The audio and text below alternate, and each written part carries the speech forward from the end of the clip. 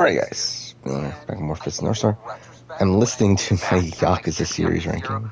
I can see where I have Yakuza 0 at number 5. But when I Yeah, we can take played one. Yakuza 0, which is again before I played Reaching the any end other game. games, it was my first experience of the series, I just could not get into it. And I did finish the game. Like, I finished the game. I came out of the experience kind of just meh on the series as a whole, and it really wasn't until I played Kiwami that I decided, okay, let's continue on with this. As, again, for me, with the Yakuza series, what I became so invested in was the character of Kiryu. I love the character of Kiryu and the struggles that he goes through, but to me, I just feel like Yakuza 0 doesn't really focus that much on Kiryu as a character. Like, while there's obviously a lot of setup of things that do eventually happen later on in Yakuza 0, and also we have Majima and see his progression as a character. To me, Kiryu is kind of just sidelined in the game. I mean, yes, he's there and he does have stuff going on, but it's like, to me, it never felt like it was super important. This game doesn't really feel like it serves a purpose. Like, I don't feel like this was a necessary prequel to the series. I feel like if I never played Zero, my understanding of the series as a whole doesn't really change that much. That being said, like, again, Zero, I do think tells the most complex story out of the 7 games I'm ranking here, and through that I do think comes some pros and cons. I do think there is a decent amount of bloat in this game. I do feel like there were many points within this game that I just felt kind of bored. And I was like, when can this end? But there's also some really great set pieces within this game. There are some really good story beats within this game. But again, to me, the most compelling part of this game was Majima's story. While I felt like while playing as Kiryu, I just didn't find him nearly as interesting of a character as I later found him in the future games in the series. As a game, though, I do feel like the different styles of combat are really great. This is probably the game that I spent the most time playing the sub-stories. I feel like the sub-stories as a whole were pretty solid. The progression system in this game is pretty good. But overall, though, just something about Yakuza 0 didn't really click with me as much as some of the other games I played later on in the series. So while I don't think Yakuza 0 is a bad game, it certainly isn't. It's just a game that didn't really connect with me. Though I will fully admit that I probably do need to replay this one again, now with the context of the rest of the series, to fully appreciate it, which I do feel like I'll probably do at some point down the road, but for now, it does land here at number 5. Now at number 4, For a while, number 4, we do have the first What's number of the 4? remakes. We do have Kiwami Yakuza 2? Kiwami 2, which might not be a popular opinion. That's also I a know popular, isn't it? another one of the more Fuck me. popular entries in the series. Fuck. And I really I love how, like, I have, think it is like... a great game. I really love Yeah, because I have, 614, right? Oh, welcome, Kenshiro. Yeah, so that's kind of funny that, yeah, you my, up for a battle in the Coliseum? Not today. I know, I'm and only the 3 most joking. popular ones Jack from the Ray told Yakuza me. community You're are looking for the army all of middle of the ruin, pack. right? Story between That's right. Kiryu and Ryuji Thought Goda. so. I do think Goda is one I of the better just got some villains within juicy the series. details from a Feels like customer great of mine. antithesis to Kiryu. I also guess like I can tell Sayama in you. this game. I really like her relationship with What? Kiryu. I do feel like a couple knocks against this game. The though, army for doesn't me. have a I do feel like fortress there or are definitely anything. points in this game where it They're feels like we're currently just doing hiding out stuff in a for the corner sake of it. the There's a lot of desert. filler. Feels like there's a lot of A like customer dumb said he fetch saw their quests camp within this game that yesterday. don't really add much to the overall experience. Where is it? And the overall narrative East for of me Eden. does just feel You should kinda get going ridiculous, if you're in a especially by hurry. the end of it. They The don't amount of stay in plot one twists place that for too happen long. within the last chapter of the game Thank you, is Lyra. ridiculous. When you have it's time, so come ridiculous back in to kind the of a fun way Coliseum. at this point. But I My remember customers when love playing to the watch game you initially, I was fight. thinking, this is so dumb. And like how many times the game fakes you out into thinking that this is like the final boss battle of the game. But despite that, I really like Yakuza Kiwami too. I mean, really, the top 4 games that we're talking about here, I all really like. For me, I do feel like there were points within Yakuza Kiwami 2 that felt a bit slower to me than the other 3 games we'll be talking about. So for me, it lands here at number 4. And now for number 3, and these top 3 for me were very tough, all for completely different reasons. Do I have 4? We probably have the game that tells the most complex story of the bunch, and that is Yakuza 4. Now, Yakuza 4 is an interesting case, because I feel like, even though it gets I'm compared a higher lot on to Yakuza Yakuza 4. 5, in many ways, it's kind of the antithesis of Yakuza 5, in my eyes. Where, despite it also having multiple characters, I feel like the approach it takes with those characters is significantly different. Where in Yakuza 5, despite all the other characters involved in the story, Kiryu is still the main focus of that story. Like, Kiryu's story is the main overarching narrative there. While here in Yakuza 4, it's the opposite, where Kiryu is really just in the background, while all these other characters are taking the spotlight. with Akiyama, Seijima, and Tanemura all having much larger focuses in the grand scheme of that narrative. And Kiryu being there kind of just feeling like fan service. I do also like how they connect the events of this game to the events of Yakuza 1, with a lot of Akiyama's backstory relating to the ending of Yakuza 1. Again, I think at this point, having the multiple playable characters was a nice breath of fresh air, especially coming from Yakuza 3, which just felt like a pointless experience overall, and it really felt like they had no clue what they were trying to even do there with the story. So here, with the multiple characters, even though it does make the game longer, it doesn't really feel bloated because we have these characters that we're getting to know. And the Kiryu chapter more so serves as a way to connect the story than it does in progressing Kiryu's character. And also through this game, again, I really liked the new characters. Like, Akiyama is one of my favorite characters in the entire series. I really like Seijima's backstory within the course of this game. Tanemura, I can go without as a character, but I do like the part that he plays within the story, with him actually kind of being the main character of the game. Overall, I do really like Yakuza 4. I do feel like it improves upon the formula that had gotten pretty stale by the time of Yakuza 3. And while Kiryu isn't necessarily the focus of this game, which could be looked at as kind of underwhelming considering how the series is focused on him up to this point, I still feel like it does a really good job at connecting itself to the rest of the series. Because I do really like Yakuza 4. The only reason it's not higher on the list is because I do feel like its story isn't as concise as the other two entries in the series. So for me, it ends up landing here at number I had 6 at number 1, didn't I? I don't know if I still agree with that, if I'm being honest. Yeah, and like, it is gameplay-wise for me, but it's like...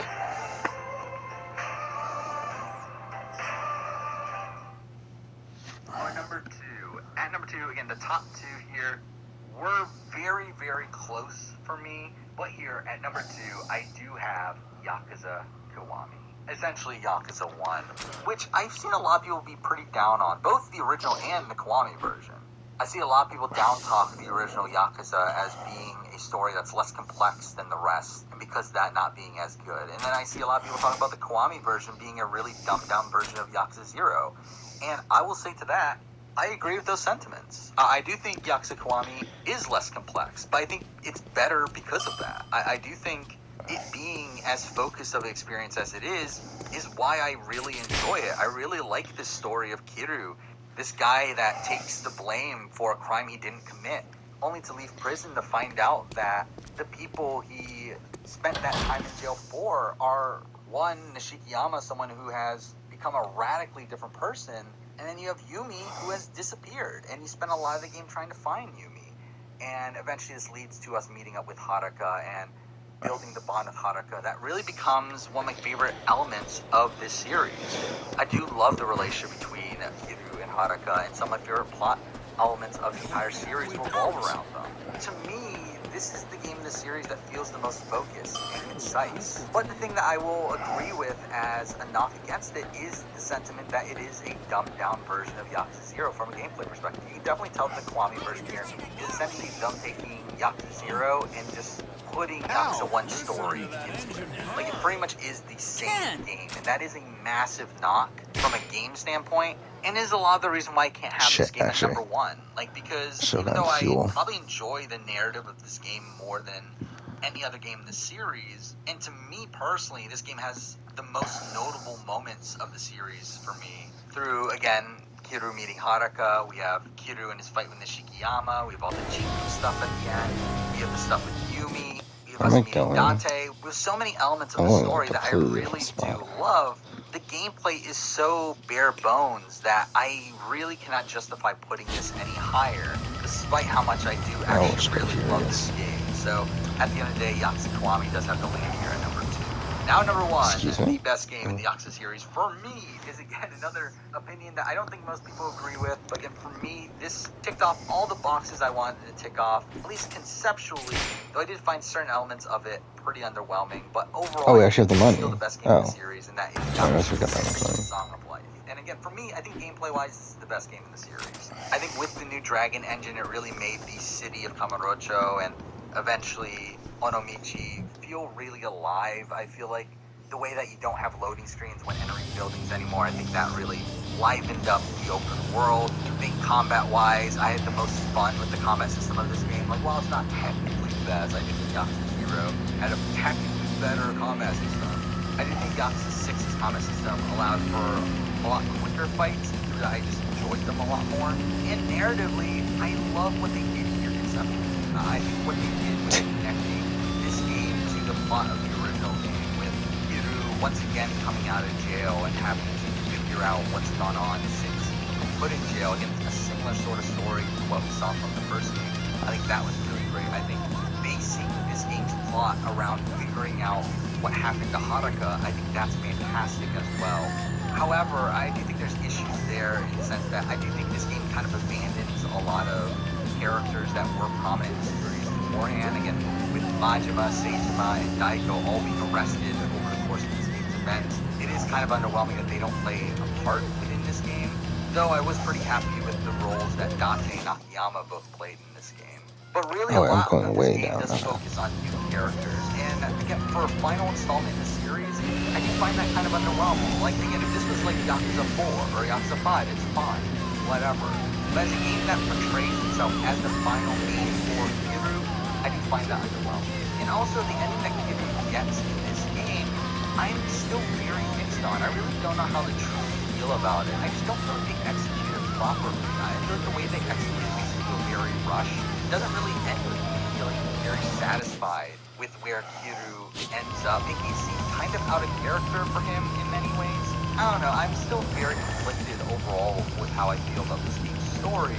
For the first, like, 2/3 of the game, I was really loving a lot of what this might as well shut off the special location. It's really just that back third where I think things start to unravel a bit, but I still enjoyed a lot of this game's story, and with that being on the back do I already have this one? Game's gameplay being really fun for me it's like personally, I do feel like I have to put Yakuza 6 here at number 1. But there we go. That is my ranking of the entire Kiryu saga. All 7 games here, and this is kind of the end of the journey here for Yakuza. Not really, because I still have other Yakuza videos planned, but at least when it comes to Yakuza 0 through 6, this definitely is the end of this video series I planned for the series, where again I did these more in-depth videos, but then here to have this series ranking them all is kind of the wrap up to that.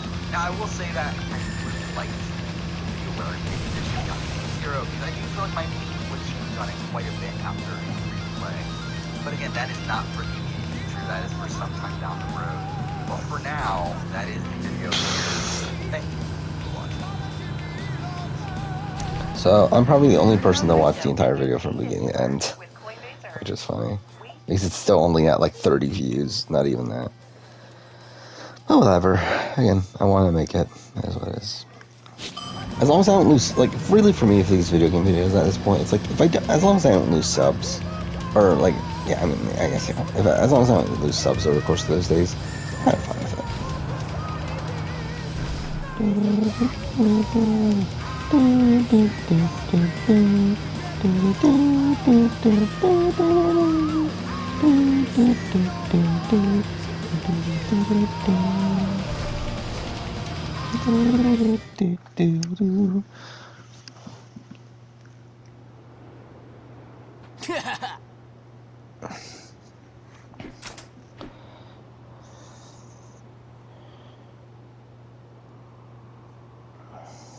What?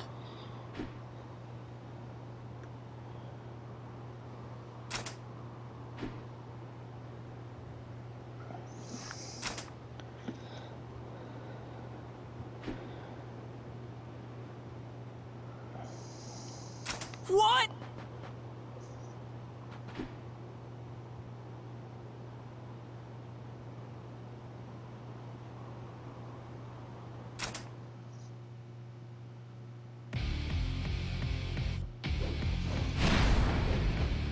Die!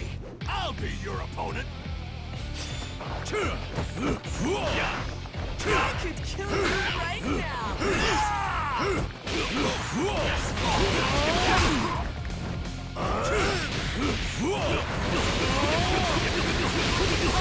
Die!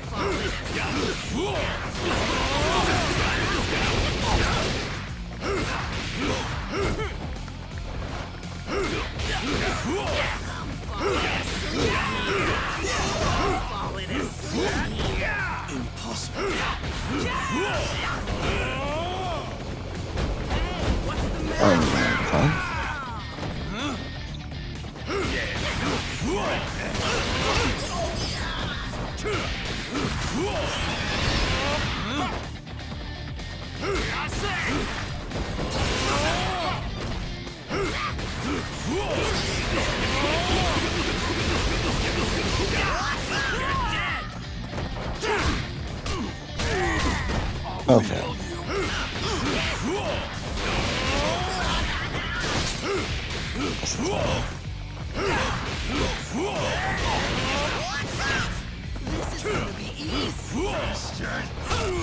forgive you.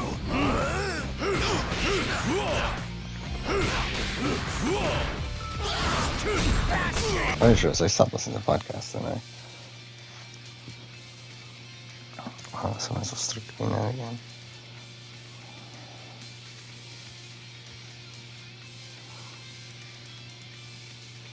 Picking up rocks for his rock garden and I forgot that there's accidentally no finds sale started. That's true. Yeah. Should I look at that? I definitely good for me. Well, wait to get the sale rock garden.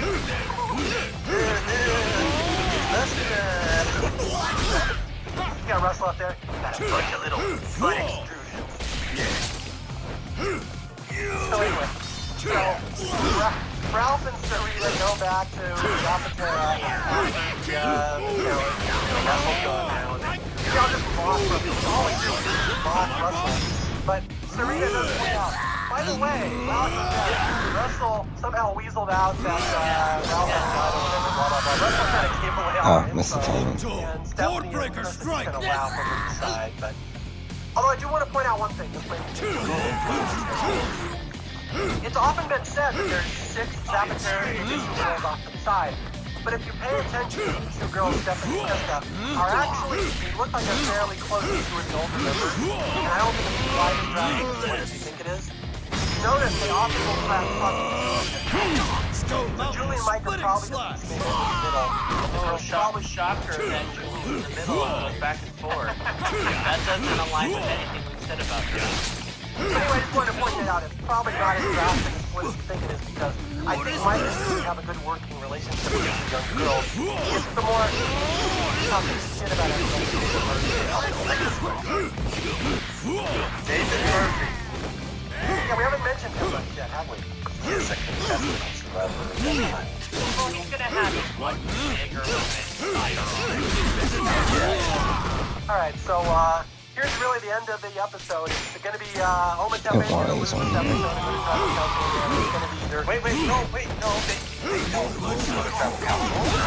Zapatera threw a challenge. Therefore, they're ruined forever, right? Yeah, thank you for rooting the narrative. So, what Dave's pointing out is the narrative of Survivor over the years, including from Jeff Probst himself and every Russell fan and Zapatera threw the challenge, and after that, they never won again. Which is 100% bullshit, as Jay pointed out, because Zapatera wins the next challenge pretty handily.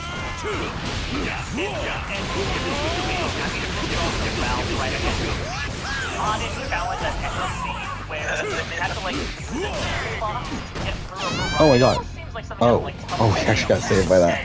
That's funny. The challenge ends with not a puzzle, but you hammering 3 nails to break 3 tiles. Well, so that's why I got that. 50 minutes? We wait 15 minutes to use that again? That's some bullshit. Which is funny because they have a whole toolbox, right? It's like, let's see how it uses, but then they take a crowbar, ostensibly from their toolbox, to then pry open a box, to then retrieve a shovel, which isn't in their toolbox, but is in the box. And then use the shovel to dig a hatchet, which is, again, not in their toolbox, but in the ground. And then use the hatchet to chop down saws, which are not in the toolbox. It's like, why do we have to toolbox? I have to manage your little correction here. You guys are calling it a toolbox. It's a craft kit, which they say at least 15 times during the challenge. The craft memorial challenge, they pick up their craft tools and then find the craft and ram to the craft. Mike is totally right. It's this whole thing where, like, they use a crowbar to get open a box, to retrieve a shovel, to dig a hole, to get a hatchet, to chop down a rope, to retrieve saws, to saw through a wall, but you saw through the wall, which makes planks, which then you need to assemble onto a ladder bridge. To get everyone up the ladder bridge, to then use a nail, you have to untie a hammer, which you need to then use to nail down 3 nails, and that's the game. And it's just... I don't even have words. I enjoyed there was no puzzle. I like the fact that everything doesn't have to end in a puzzle, but it was kind of weird. Yeah. It wasn't throw a ball at something. That's nice. Or beanbags. Later on, we're going to get beanbags. We're not in the era of beanbags yet, but we'll get there. Yeah, so anyway, Zapatero wins the Craftsman Challenge and wins Craftsman immunity, as well as the Craftsman barbecue with Craftsman steaks. And they're all excited, and so Ometepe is going to Tribal Council again. And there's really going to be Philip or Christina at this point. They're the only two that could really be voted for. And we get a scene before Tribal Council, I think it's actually before the immunity challenge, where I love this. Philip will find some way to parlay his hand into a worse You're that position guy from somehow. when we invaded At Eden. the challenge, they have Tokyo learned who Kenshiro beats is here to see Zapatero, him. who has the idol, Raph has the idol. You out of your mind? Kyoho's busy resting in the back. To Boston Rob. I So, will use this to if you want to increase see my him that position in the badly, game. I So he can goes to bring him Boston your Rob and head. says, I know things about Zapatero. I worked the challenge. Rob says, what do you tell I'm me? not here to Philip fight. says, I'll do it if you Let protect me meet with him. Christina tonight. And And Rob no says, one no, has to I'm die. not going to protect Christina. Why don't you tell me because we're in an alliance? This guy just Yeah. won't shut up. Philip Let's skewer somehow him. parlays this into a worse political position where he ends up telling them all the intel, and all it really tells Rob and Grant is we can't trust Philip. He's not really on our side. He's on Christina's side. So now it really is going to be Christina or Philip tonight, and it's up to them to throw each other under the bus. Well, and I don't know exactly all of it said, but that's the whole thing. It's like, tell me this thing, and I will, you know, and you need to keep Christina. And Rob's like, how about you just tell me, regardless of Christina's status, blah, blah, blah. And Philip's like, okay, he tells me. And when Christina goes, Philip's like, Rob. Christina, I was like, not? But I also love that Philip can't broker, because again, he's Mr. Unlimited Royalty. He can't do like, alright, I'm gonna bring you in. It's more so like, I'll bring you in first, so give me B4. Like, look at you like a weird this game, maybe. It's just high prestige information that the woman with the black hat is running the game. He's like Terry Deeds. You can take another week off. Just that'll happen for a week. But yeah, Rob has another big quote. Rob one-liners in this season are outstanding. Where Rob just says, where Philip says, "How about I tell you the info and you give me what I want?" And Rob's like, "Hey, dumbass, are you in my line? So you work for me." Anyway, yeah. So the whole thing is Christina and Philip throwing each other under the bus, and the tribe. All want to get rid of Philip.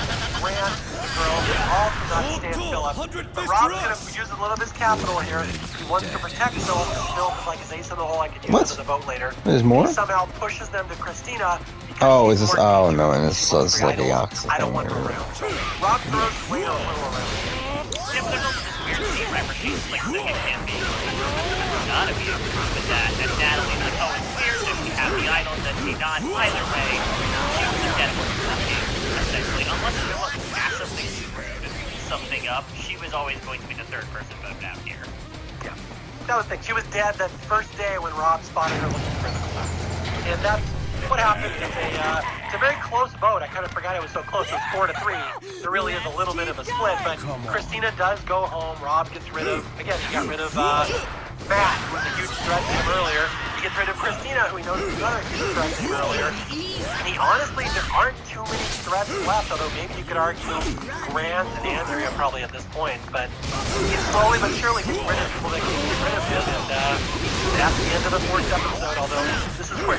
We do get the quote of Tribal Council where Philip says, when I say things are the truth, I always put the shepherd stamp on what I show. I love it. It's such a stupid thing. And I'm honestly not surprised. I mean, Boston Rob is the one that puts out, like, the merchandise after that, right? I think if Philip was working that way, he would definitely put out a shepherd stamp. Wait, he put out a book? He had a lot of merch. He was trying merchandise, too. I guess, well, yeah, no, he wrote more so fiction than non-fiction.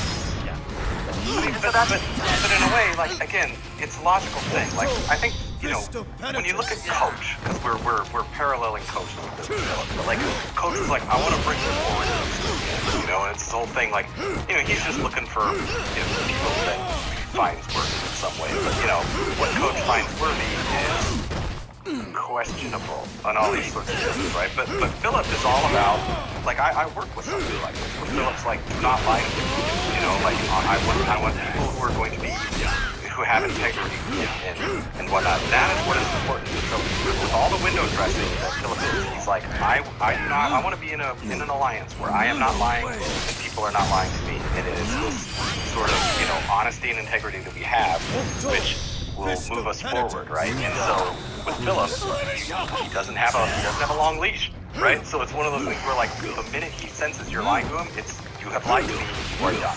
And it is so simple when you follow that logic.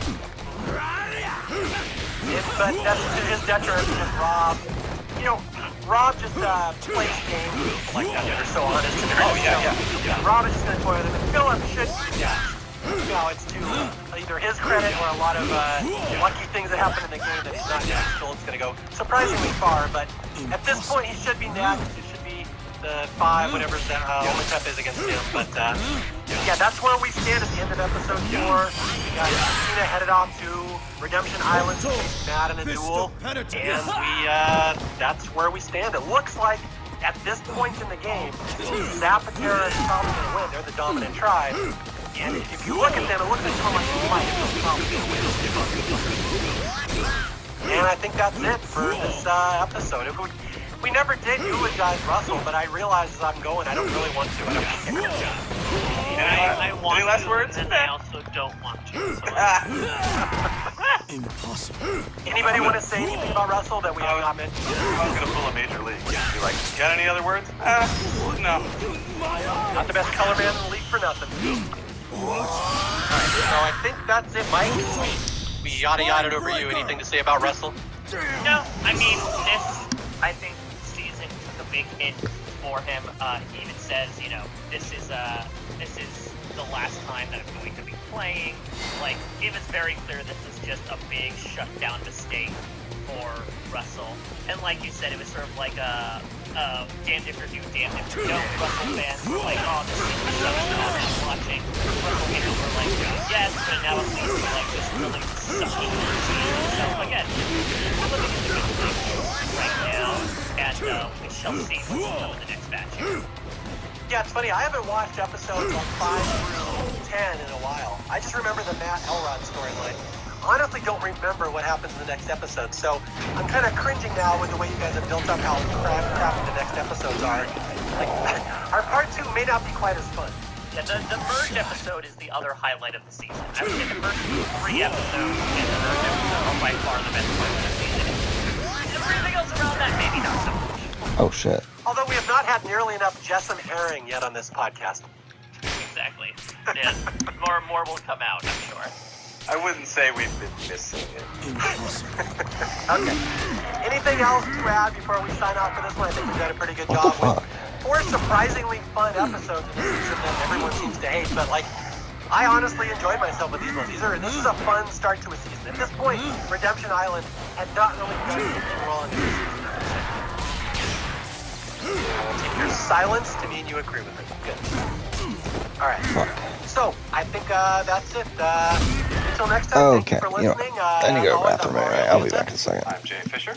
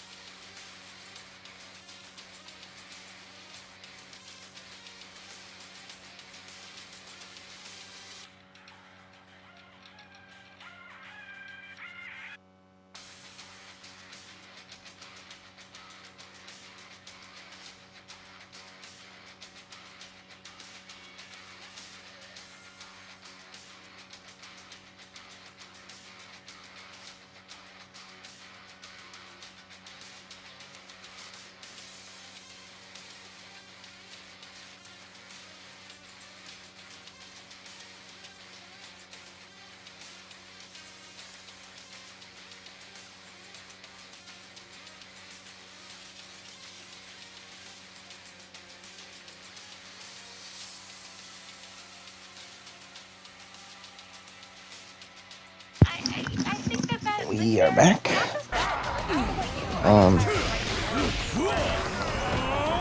Oh yeah, fuck. Wait. I was gonna use health, right? There are enough people in the world to not have multiple same thing, especially on the same front. We'll do very well. Just one second. Or me not doing the best strategy about like impossible.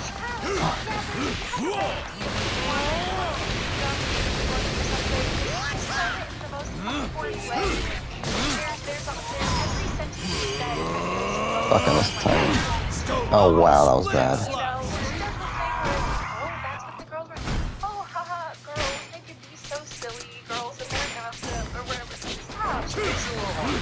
I understand though, especially when it's like you get Orange and if somebody is like, Bob's my number one ally, that's really what